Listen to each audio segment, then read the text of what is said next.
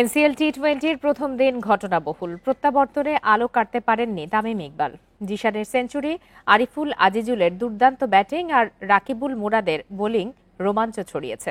শেষ বলে ছক্কায় ম্যাচ জিতিয়ে উত্তেজনা বাড়িয়েছেন শুভাগত হোম। শুরুর আগে কত শত আয়োজন, বিসিবির চাওয়া এই লিগকে বড় মাত্রা দেয়া। শুরুর দিন ক্রিকেট ভক্তদের চোখ ছিল সিলেটে। কেমন হয় টি-20 ফরম্যাটের এনসিএল এর প্রথম দিন। দিন শেষে হিসাবের খাতা হয়তো শূন্য থাকেনি। তারকাদের ব্যাটে রান এসেছে, হয়েছে 4 ছক্কা বৃষ্টি। সবার চোখ ছিল তামিমের দিকে। 7 মাস পর যে ফিরছেন প্রতিযোগিতামূলক ক্রিকেটে, ভক্তদের সেই রোমাঞ্চ অবশ্য বেশিক্ষণ টিকেনি। 10 বলে করেছেন 13 রান, একটা ছক্কা হাঁকিয়ে বোল্ড হয়ে ফিরেছেন। দিনের শুরুতে অবশ্য বড় চমক দিয়েছেন জিসান।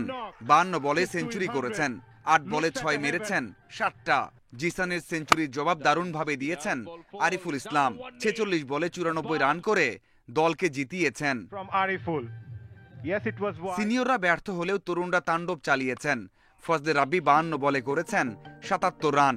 ওয়ানডে ও টি-20-তে জাতীয় দলের থেকেও ম্যাচ না খেলতে পারা রাকিবুল ব্যাটিং তাণ্ডবের মাঝেও দারুণ বল করেছেন। 26 রানে নিয়েছেন 3 উইকেট।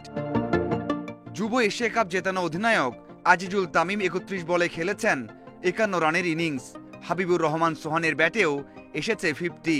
ব্যাটিং স্বর্গে দারুণ বল করেছেন মুগ্ধ হাসান মুরাদরা। বাংলাদেশ অধিনায়ক শান্ত না খেললেও মন জয় করেছেন। সতীর্থের জন্য পানি নিয়ে মাঠে প্রবেশ করে নজরে এসেছেন। টিমম্যান হিসেবে খ্যাতি অর্জন করেছেন। সব ছাপিয়ে হার জিতের খেলায় প্রথম দিনটা হয়তো মনে থাকবে শুভাগত হোমের জন্য। শেষ বলে 5 রান দরকার ছিল, ছক্কা হাঁকিয়ে ম্যাচ জেতান Shuvagata. Moment of the day বললে ভুল হবে না।